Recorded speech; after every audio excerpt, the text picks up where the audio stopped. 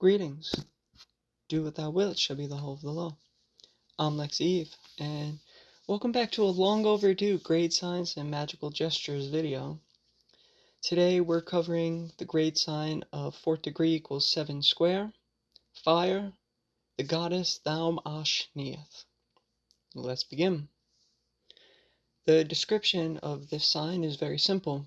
With thumbs and index fingers, place the hands together on a forehead, forming an upward pointing triangle.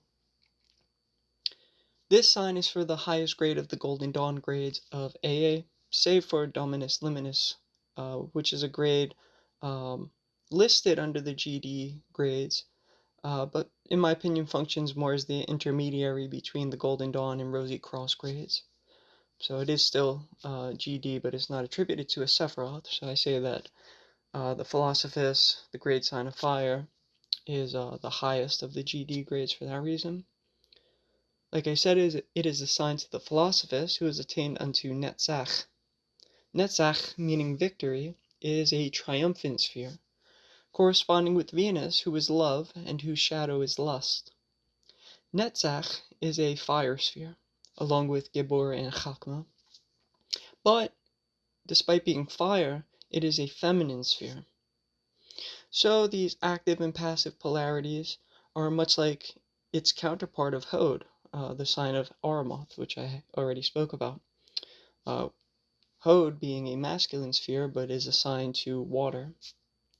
So think of Netzach as a masculine-female archetype. It gives the vibe of, let's say, an Amazonian warrior female, tall, strong, and beautiful. I like to think of Xena, Princess Warrior, when I think of the general vibe of Netzach. Fire represents the heat of vibration and friction in the macrocosm. Passion and highest aspirations in the microcosm. Think of the element fire in the following context. Fire gives heat. Heat causes condensation, thus evaporation, air. Air then goes through the process of coagulation, creating density on the highest scale. Fire is the cause of Malkuth. It's what everything emanated from after the light.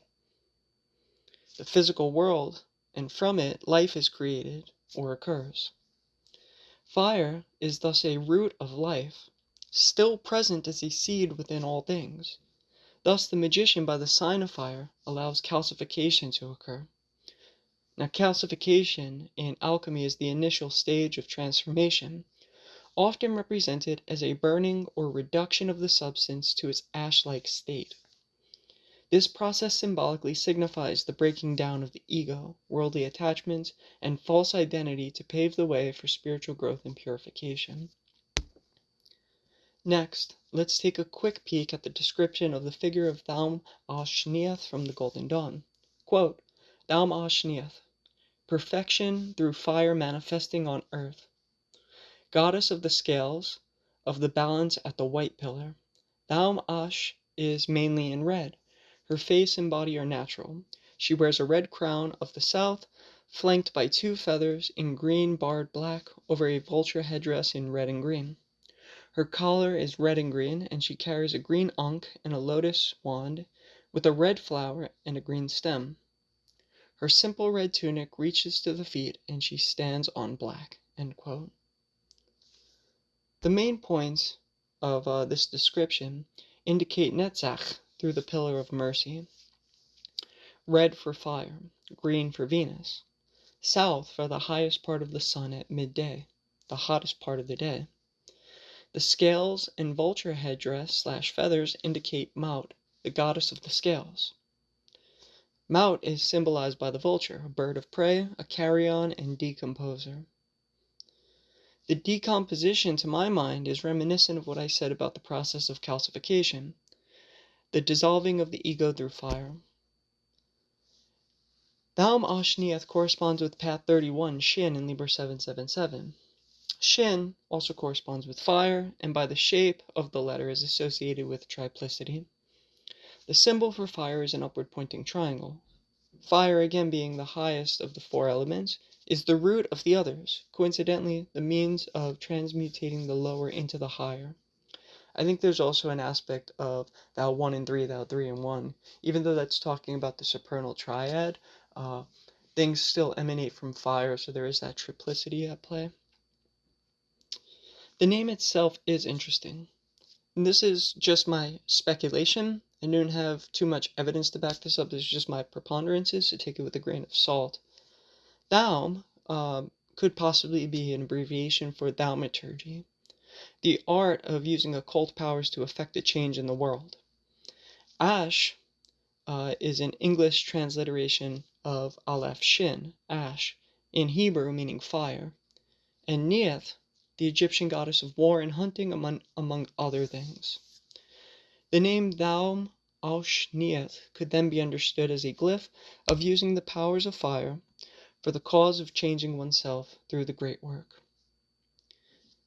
Looking at the posture itself, you are making a fire triangle with your hands and placing it over the Ajna chakra. The Ajna corresponds with Chakma, the seed of Yod, fire of Yod-He-Vav-He. By giving this sign, you are effectively activating the powers of the root of fire within your microcosm to 1. Further the work towards opening the third eye, and 2. Instill within your being the highest aspirations of your person.